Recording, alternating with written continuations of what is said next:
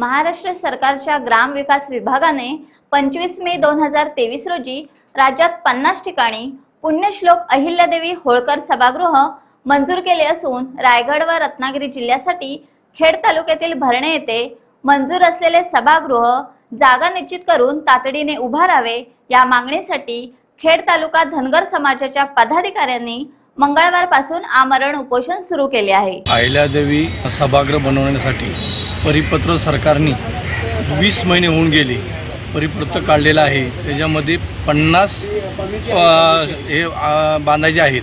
त्यातलं भरणा नाका खेड इथला एक सभागृह आहे। रायगड आणि रत्नागिरी जिल्ह्यामध्ये एकच सभागृह दिला आहे। त्यासाठी 20 महिने झाले आम्ही प्रस्ताव वारंवार पाठवत होतो, पण काही त्याची दखल कलेक्टर घेत नाहीत, तहसीलदार घेत नाहीत, प्रांतसाहेब घेत नाहीत।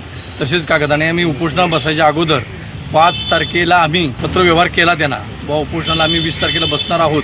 तर 5 तारखेला गेले तरी 20 तारखेपर्यंत काही दखल घेतली नाही, पत्र नाही, काही नाही, म्हणून आम्हाला उपोषणाची वेळ आलेली आहे।